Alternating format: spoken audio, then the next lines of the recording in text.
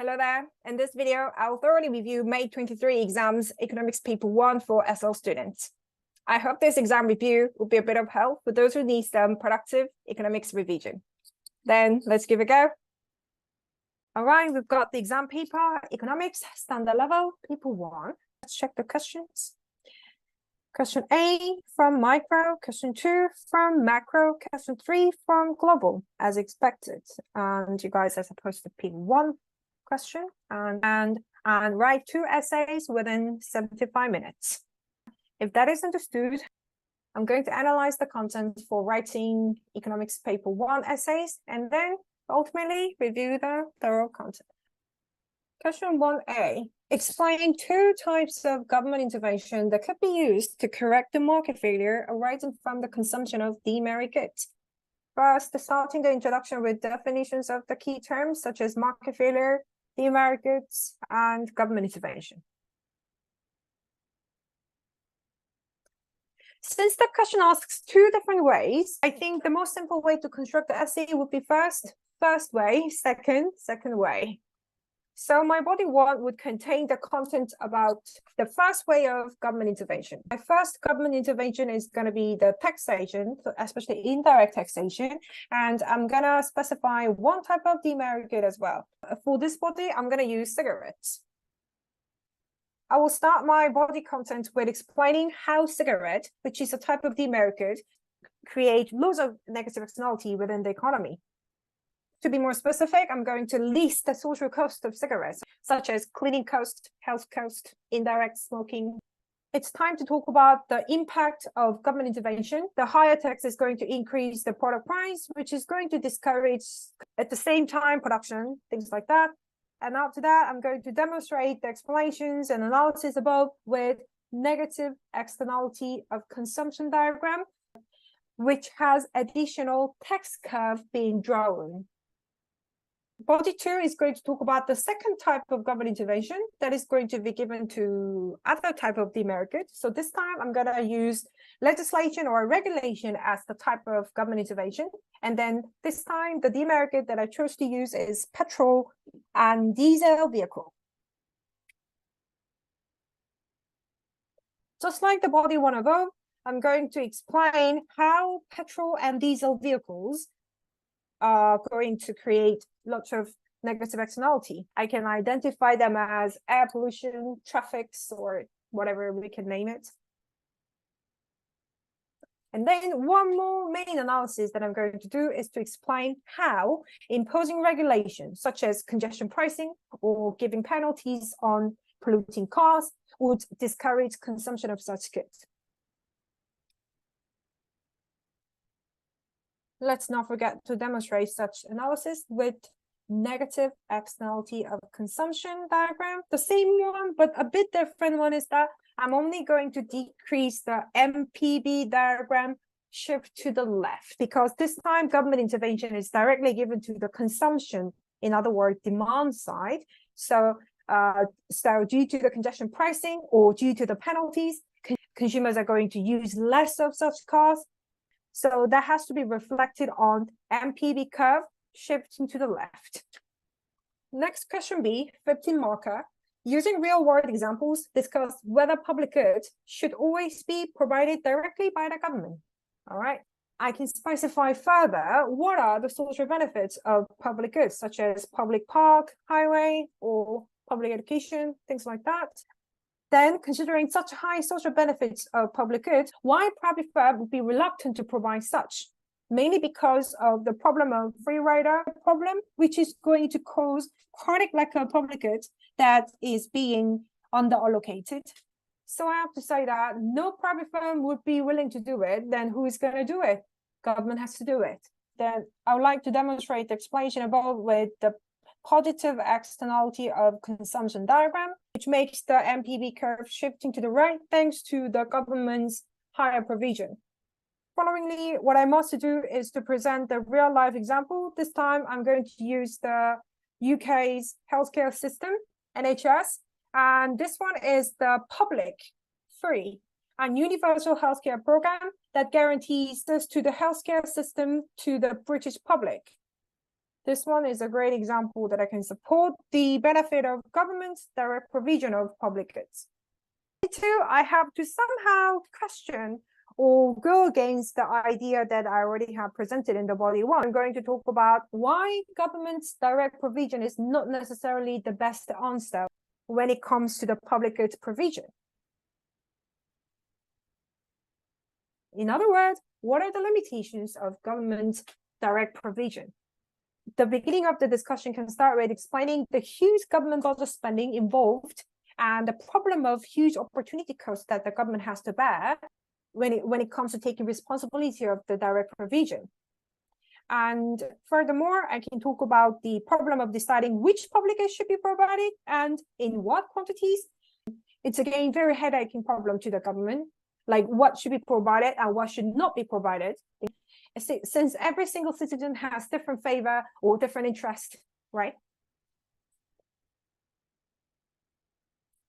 Also, we can talk about the difficulty of government estimating future benefits in any cost-benefit analysis, such as, do I need to spend huge amounts of cost now or later when it's the best time, and how much is the best amount? And perhaps in the fundamental sense, private provision can be more innovative, can be more effective compared to the government provision. That should be considered as well. So to demonstrate such ideas above, I'm going to use the very same example of the NHS. NHS is such a great service. However, due to the nature of its public provision, it has the chronic problem of staff shortage. Quality keeps downgrading, such as waiting time for patients getting longer and longer. And compared to that, South Korea, which has the hybrid version of the healthcare system, such as government takes the half responsibility of taking care of it, and the private sector also has some part of considering it, so that it's not entirely free for the patients, but it's relatively affordable. Also, quality is quite good. So considering that, maybe the government has to think about the idea that entirely taking all the responsibility of providing such goods may not be the best answer, not only for themselves, but also to the consumers too. Anywho, that's the counter real-life example that I can present for question B, 15 marker. Done for the micro questions. Question 2, macro questions. A, explain the difficulties involved in measuring poverty. Actually, if the question is short, we tend to think that it can be easier, but actually the other way around, I want to say. Anywho, intro. Define the term poverty and economic development. I'm going to divide my body paragraphs as two different types of poverty that we know. First, absolute poverty. Second, relative poverty, which is going to be still quite challenging, but anywho, let's give it a go. What do you want? I'm going to focus on explaining the difficulties of measuring absolute poverty. What are the difficulties of such type of poverty? First is that the measurement has lots of problems involving income versus wealth, such as even though you earn such tiny amount of income in absolute sense, what if you own lots of wealth, such as you have lots of properties owned or things like that? Then it's really, really like personal issue and very tricky issue to define the difference between income and wealth. Also, there are innate problems of collecting such personal information of income and how much do you earn or how much do you spend in a day or things like that. So that is very tricky. Also, thirdly, every country has different cost of living. Actual living difficulty can be vary according to different cost of living within different countries, right? If the poverty line is decided as $1.5 to $2 in a day, then should you go to just $1 below or to $1.8 below or things like that? That's also quite tricky. And within the same logic, I can also talk about the idea that where do we draw the poverty line in the first place? But the thing is it really precise, or can we keep this level all the time? And that's the problem. Then if we have to redraw, then where to redraw?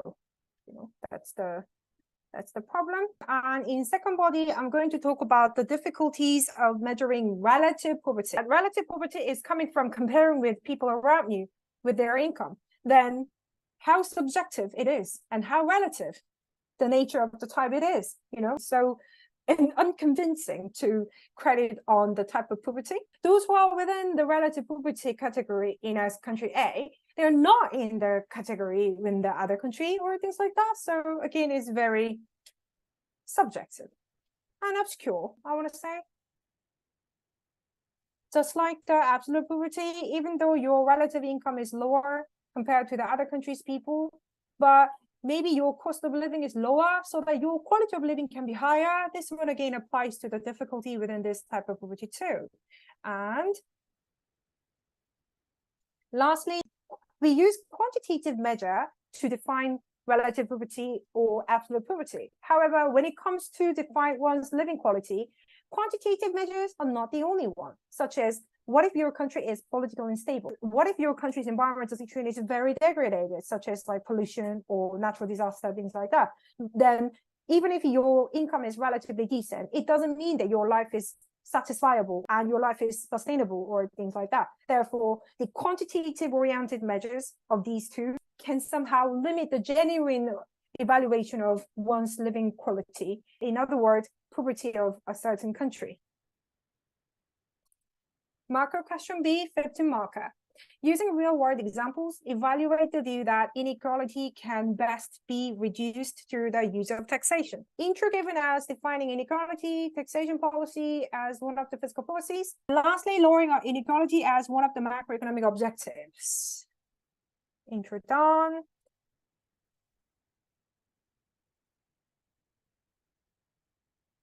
What do you want? I'm going to talk about how the use of taxation policy can work to reduce inequality, the pros of the policy. Let me start with explaining the use of progressive taxes can make society more equal in a way. So I'm going to explain about the logic. And also, not only the progressive taxes, I'm going to talk about indirect tax. Considering the nature of regressiveness of the indirect tax, the government can make the luxury items that are mostly consumed by the higher income people to collect, to charge higher indirect tax to such items.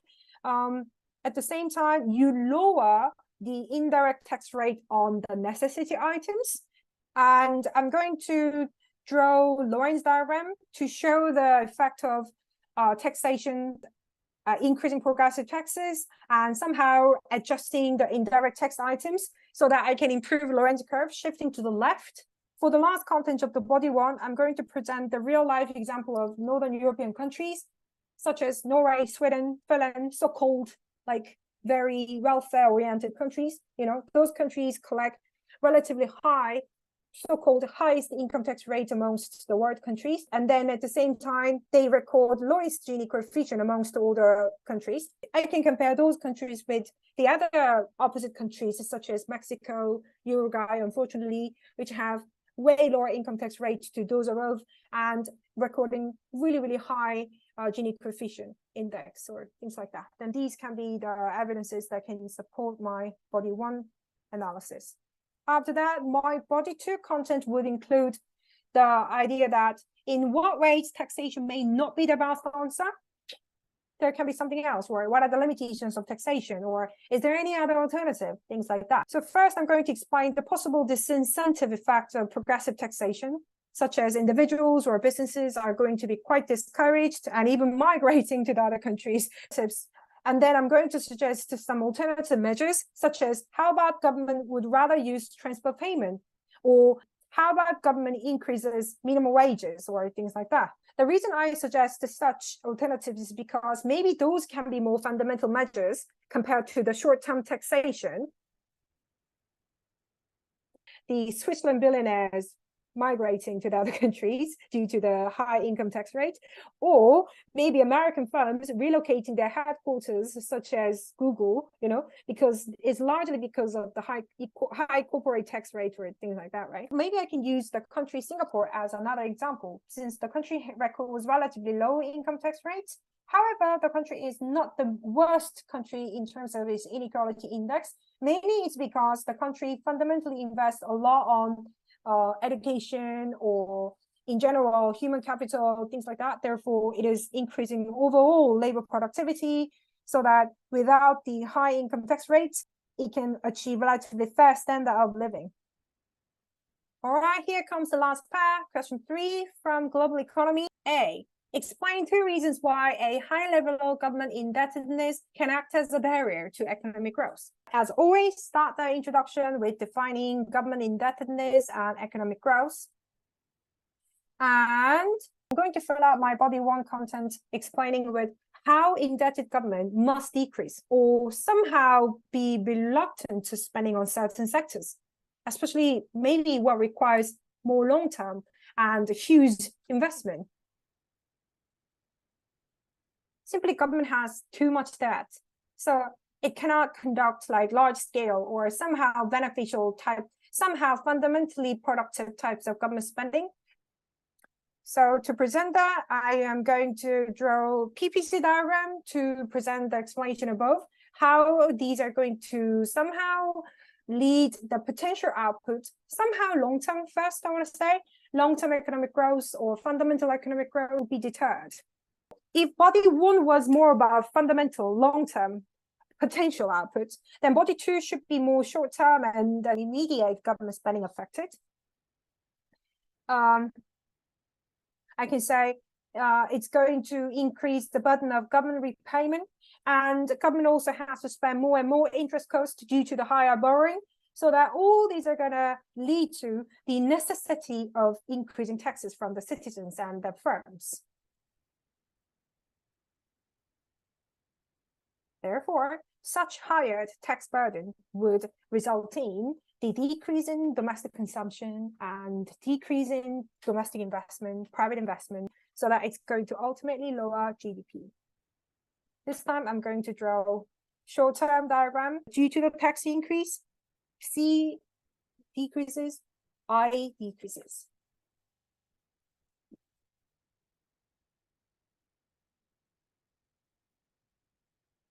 Last question, evaluating 15 marker.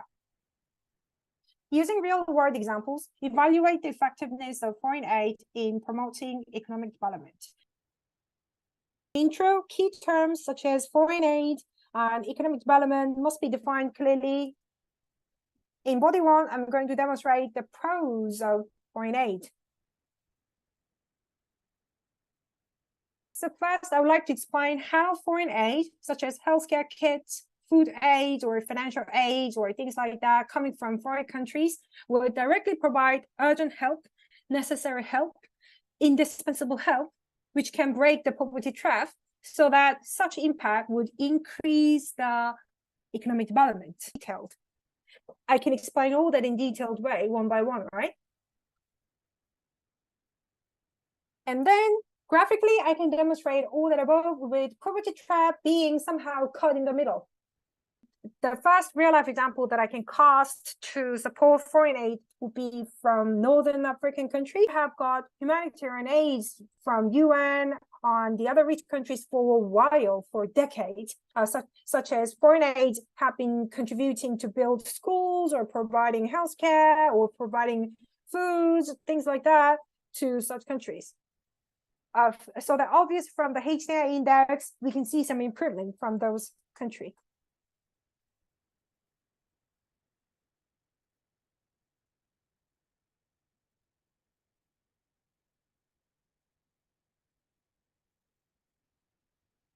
Nevertheless, I have to talk about the limitations of foreign aid, since the nature of the foreign aid is quite tentative and temporary, and in other words, unstable. You never know when it's going to be cut or even stop coming due to some political reasons or diplomatic reasons or whatever reasons, we never know.